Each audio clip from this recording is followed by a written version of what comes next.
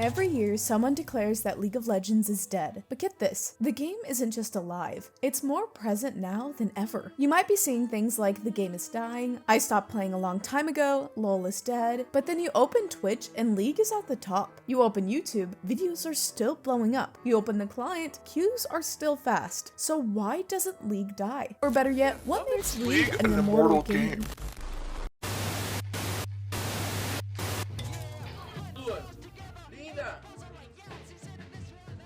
League of Legends isn't just a game. Everyone knows League is a part of a lot of people's lives. Tons of people grew up playing League, played during their teens, played competitively, played just with friends, but even your neighbor might have played League. You just don't know it. It's crazy. Since I started playing League, it feels like I started meeting way more people who play. And I mean in normal everyday life, not just in places full of League players, like, I don't know, a League Discord server. But anyway, since its launch in 2009, League has managed to survive to this day with insane relevance, ranking consistently among the most played games ever. And because of that, I want to ask you a question. Is League of Legends really just a game? When we talk about something that doesn't die, we're not just talking about a fun game. We're talking about a complete cultural ecosystem, global level competitions, huge musical productions, the biggest animated series ever, streamers, memes, idols, stories. League has become a part of the internet. You might say that competitive free-to-play games in general don't die, but there are plenty of examples.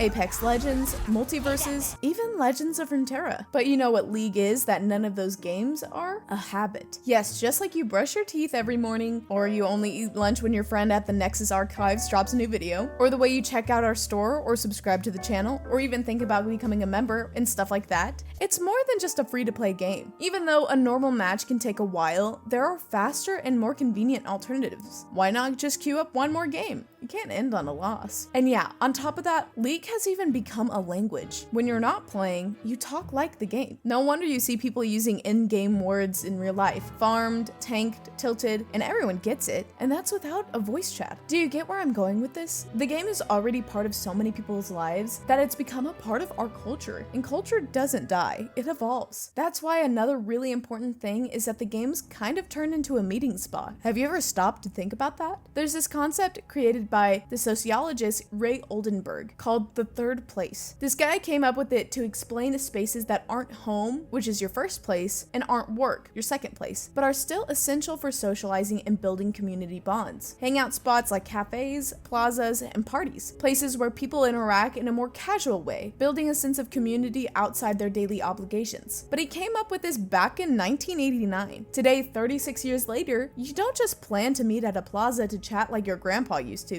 Nowadays, people tend to hang out through gaming, since it's just more practical. See how one thing leads to another? You spend the whole night playing with your friends so you can talk about the plays the next day. You go through stuff that only the people who were there in that exact moments experienced. Your duo, your team, and you. Nobody wants to be left out. All of this, our experiences, the language, the memes, escaping the community, all of this creates the social factor called collectivism. And if you don't know what that is, it's basically the feeling of belonging to a group, of not being alone, of escaping loneliness. And as the humans that we are, we're scared of being alone. Annie has Tibbers, Zaya has Rakan, and you, along with the millions of other people, have League. That's why when so many people who quit the game end up coming back, because they don't want to come back for the game. They want to come back for the people. Obviously, League doesn't replace actual human contact. Guys, go outside, touch some grass. Because I know, you know, everyone knows that the League community is known for being toxic. And Riot knows that too. But this is only the beginning. Because to understand all of this, we need to look at everything Riot does outside the game.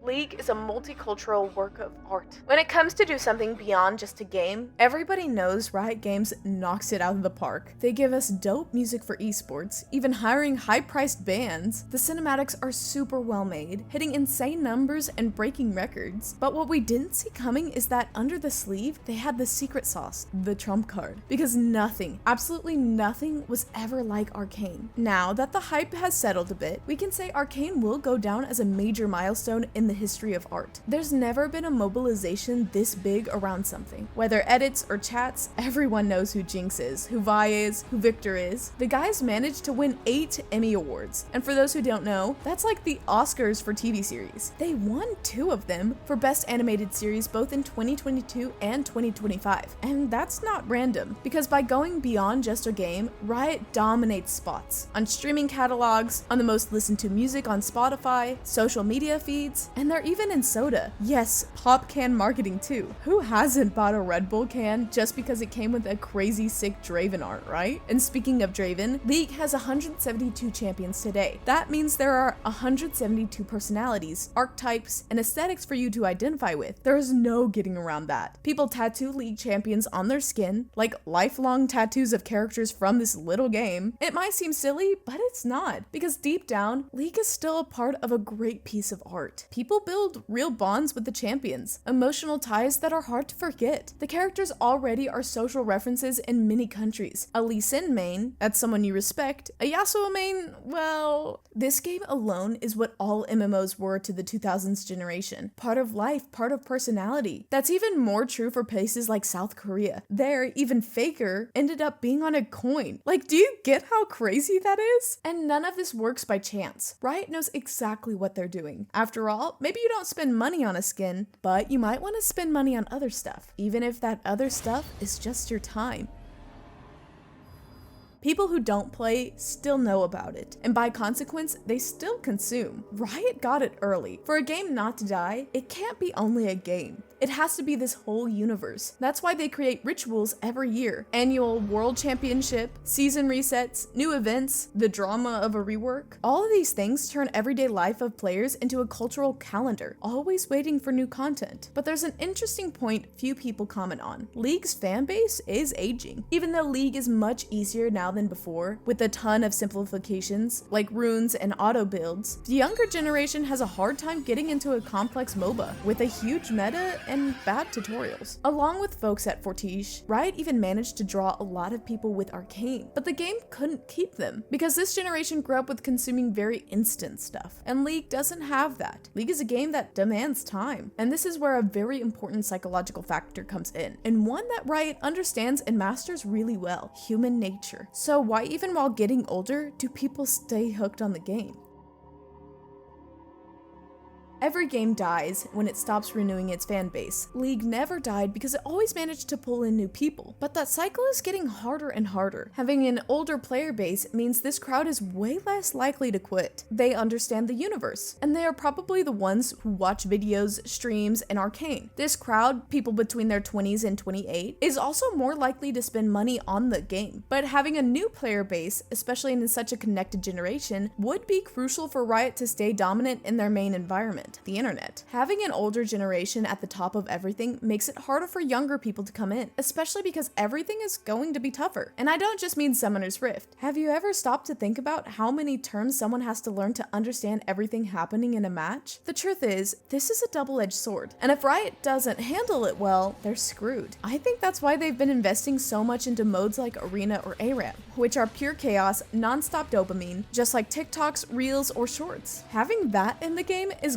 gold for the company when it comes to reaching both generations. But there's one detail here that changes the whole conversation. Even with all of this difficulty for new players, League still pulls in new people, not just as a game, but as a dream. And it's impossible to talk about humanity without talking about our dreams. For so many young people, League has become a real path in life. The game gave jobs to thousands of people, not just pro players and streamers, but editors, designers, casters, managers, writers, social media people, analysts, coaches, lore YouTubers. When a 13-year-old kid looks at Faker, he thinks, I want to be that. That's why in Brazil and other countries, League can be a form of social mobility. How many stories do we have of CBLOL players who left their parents' home to chase the dream? Rockin, Brucer, Biano, the list is long, all because Riot knows exactly how to use our instincts. One of the most dominant traits in human beings, the thing that got us this far, is our sense of competitiveness. Riot uses that like we're, I don't know, lab lab rats. That insane play, that perfect insect, the reputation of players like Faker, all of this hits directly in our dreams and in that feeling of I can be better. Because in League, that's exactly what it is. You can always be better. There's always a maybe, a what if, and to test that theory, you need to play more, watch more, and consume more. Talking like this, it kind of sounds like League is a super addictive drug. And it's not like it isn't, but in a way, for a lot of people, League is just seen as a way to chill. And that's also a part of human nature. We need a break from all the same old to feel happy. In psychology, this can also be called sublimation, which is when we take a negative desire and channel it into something socially acceptable. An artist, like Wei for example, sublimates his sadness by turning it into magic, into paint. We kind of do the same when we queue for a match. Too bad there's a troll in every game and we regret it right after. But imagine if Riot fixed that. Deep down, we know the game is good. What messes things up are the people. But what if Riot could solve that? What would stop you from playing League instead of anything else? League doesn't have real competition. And even if it did, it's eternal. Because even if you hate it, you still talk about it. Even when you quit, you come back. Even people who never played it. The game could get worse, could become garbage, could update as much as it wants. Our little league is no longer owned by Riot. It's owned by the people. It's the third place for a huge collective of people. So yeah, we should chill. League isn't going to die. Unlike anything else, League isn't just a game anymore. Really, League doesn't fit inside itself anymore. Sure, you could uninstall the game, but it's culture now, and you can't uninstall that so easily.